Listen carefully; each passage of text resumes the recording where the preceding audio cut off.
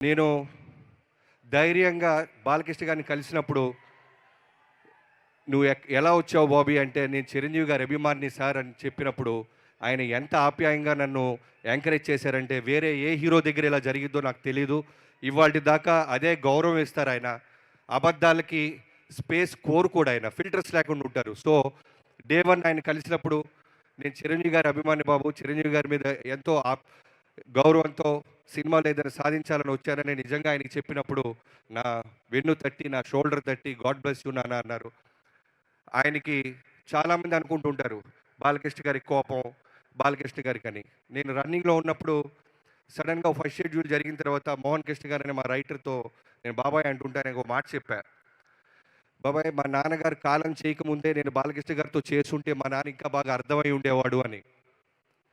Same మా నాన్నకు కూడా ఫిల్టర్స్ ఉండవు.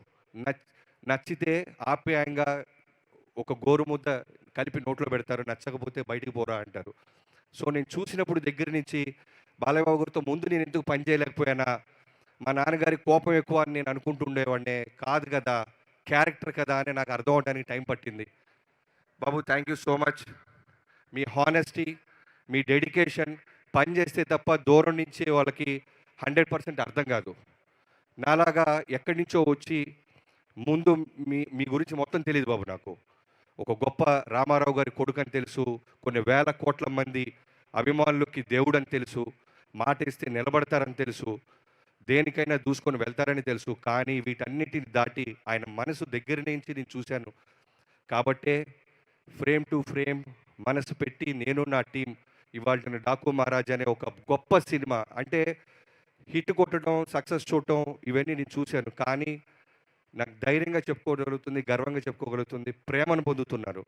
నందమూరి అభిమానులకి, బాబు మీకు తెలుసో లేదో, మన సినిమా 12th రిలీజ్ అయితే 11th మిడ్‌నైట్ యూఎస్‌లో షో స్టార్ట్ అయింది. 4కి నా నెంబర్ ఎవరో ఫ్యాన్స్‌కి పంచేశారు. అక్కడి నుంచి మొదలెట్టారు బాబు. 4 నుంచి ప్రతి ఫోన్ మా ఆవిడ లౌడ్ స్పీకర్ పెట్టు అంటది. పొరపాటున ఎవడైనా తిడతాడేమో అని నేను కట్ చేస్తుంటే లౌడ్ స్పీకర్. కానీ వచ్చిన 100 ఫోన్స్, "బాబన్నా, మా బాలయ్య బాబుని ఎలా చూడాలనుకుంటున్నావు అలా చూపించినందుకు థ్యాంక్ యూ అన్నా" అన్నారు. ఇది సరిపోద్ది.